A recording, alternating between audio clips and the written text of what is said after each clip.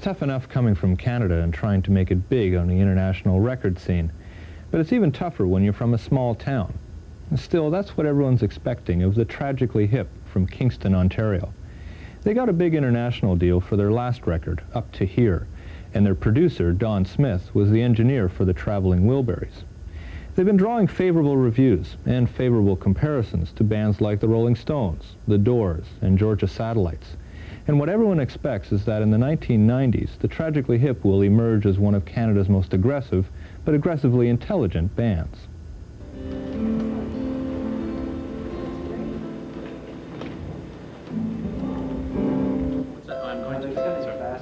Excuse me.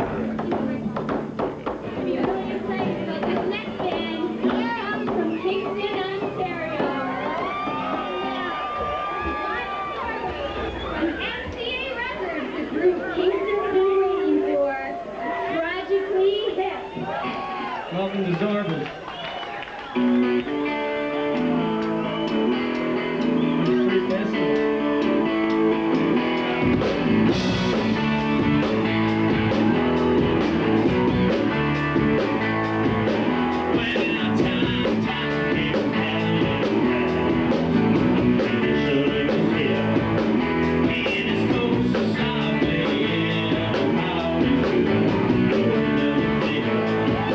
We started in Kingston basically because three guys were going to Queens and we were all living here, and so we just basically started playing either for the door or for the beer.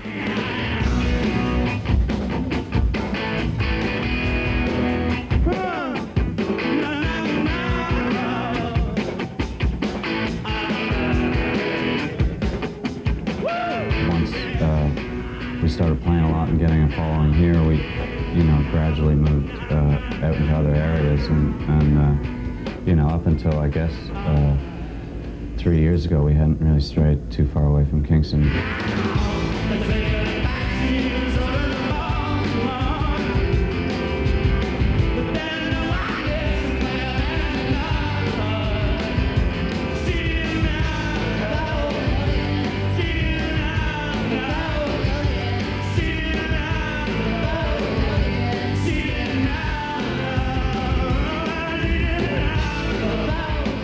I went down to CBGB's to play, and it was our first gig in the States, and it was in New York City, and we'd read all about this place, and we got in there, and every possible disaster that could happen to a band happened to us that night. Sound problems beyond compare, irate patrons and getting on late.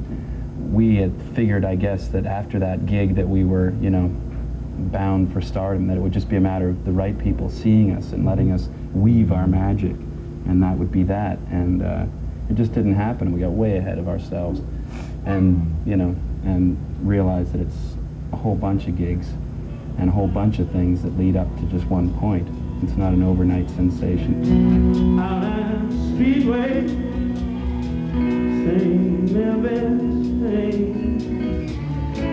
Well, I can't catch her, but I can get behind anything.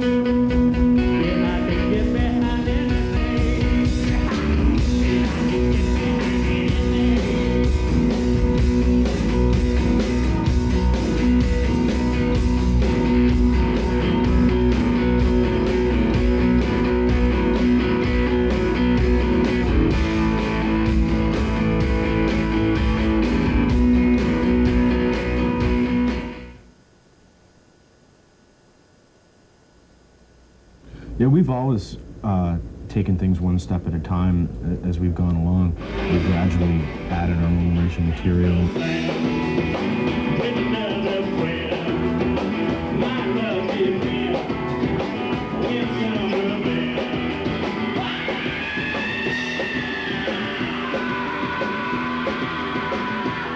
Play original songs, and it's always been a bit of an uphill grind. Specifically, there's a club in Sarnia that we used to play all the time, and Chatham and stuff. That they didn't want to hear anything original. They wanted, cover material. So we'd put down we actually had to fill out forms and say who the artist was. So we'd put down like the smoking Pomonias or, you know, old, just say they're old covers off an unreleased Doors record and stuff like that. And no one was any of the wiser. Interstate Brickface, we used that one quite a bit. We just sneak them in anyway. King of the one-string guitar. Yeah.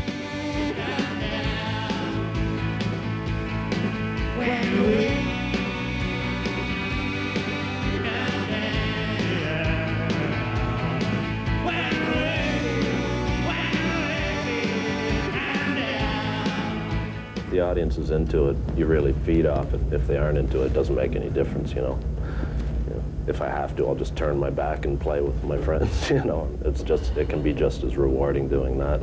You take whatever the audience wants to give you, and sometimes if they don't want to give you anything, then you make it up. And sometimes the audience likes to give free beer, so.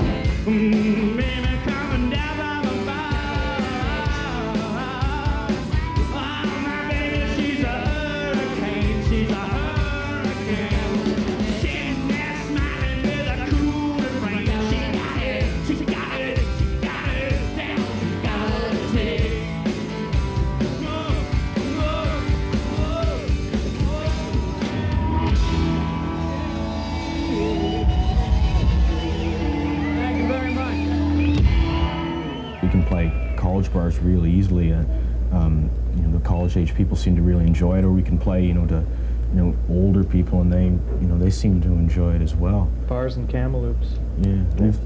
Yeah, we've never had any problems with it. Didn't do too well in the heavy metal bar in Cornwall, but yeah, you know, every once in a while you run into one of those.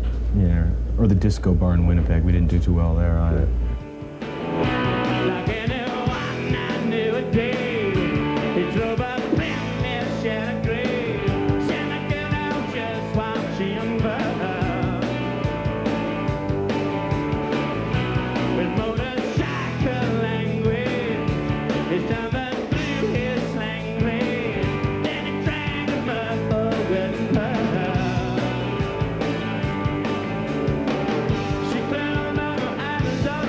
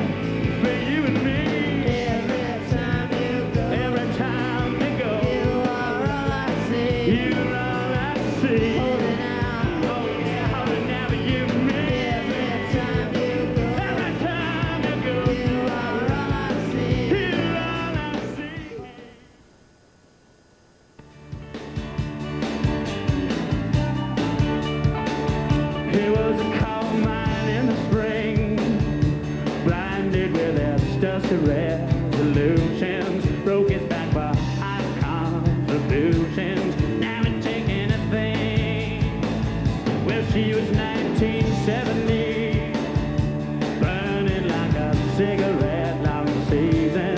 Into all the families are pleasing. She makes love hard like an enemy.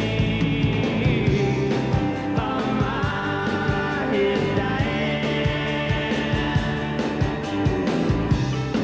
and the river don't sleep when the water runs cold.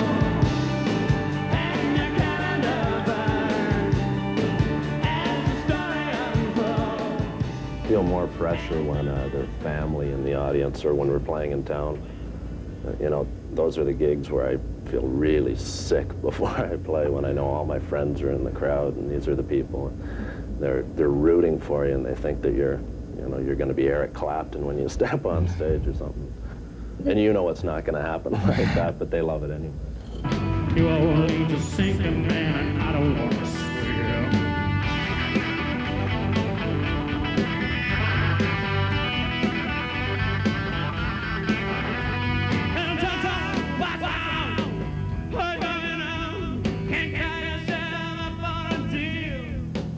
He said, I know the South.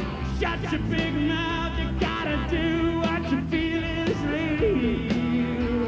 Ain't got no picture postcards, ain't got no souvenirs. My baby, she don't know when I think about those years.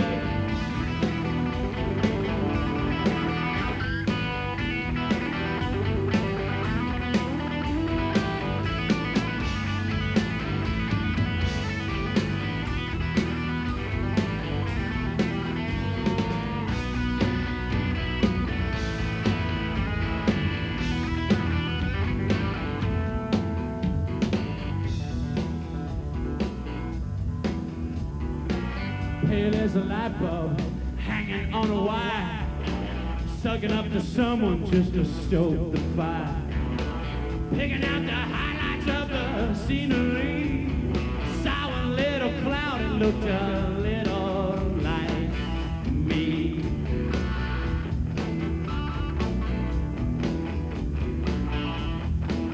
I have my hands in the river, my feet back up on the banks.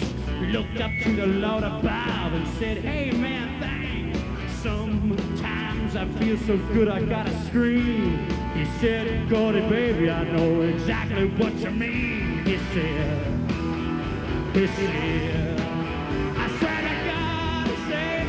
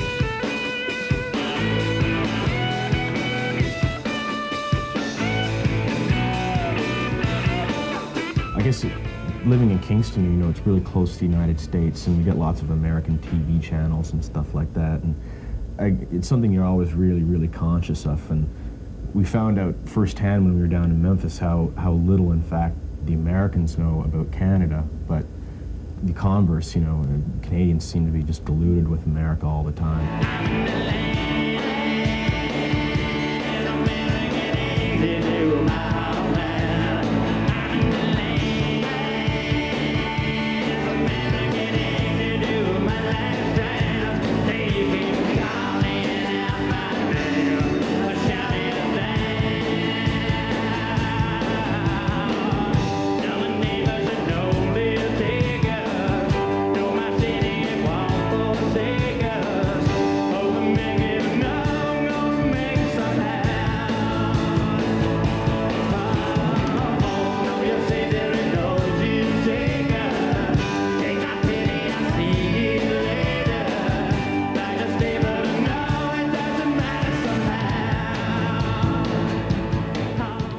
Small Town Bringdown was, that one came about while John Cougar's Small Town was on, getting lots of airplay and stuff, and Gordon and I and Paul, when we were living together, we watched it and you'd think, wow, it's so great to be living in a small town. So we just sort of whipped it off as kind of a joke and stuff. It's been misinterpreted a lot. You know, a lot of people in Kingston, you know, would come up and ask us why we were putting the city down and stuff. It really didn't have anything to do with that. It was just, you know, every place has people that think they're big fish in the small pond kind of thing, but they can't really do anything beyond the borders of where they live. That's really what it's about.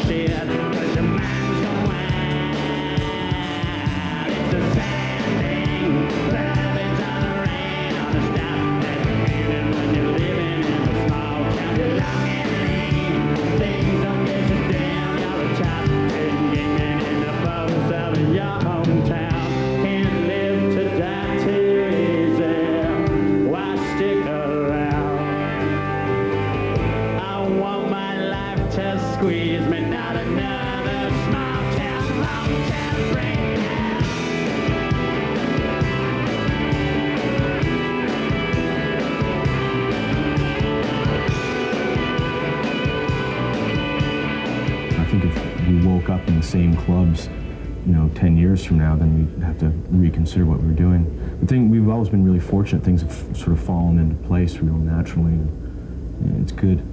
You know, plus we know we're going to be at it for a long time, so it's not like we have to reach a goal and then move on to another band.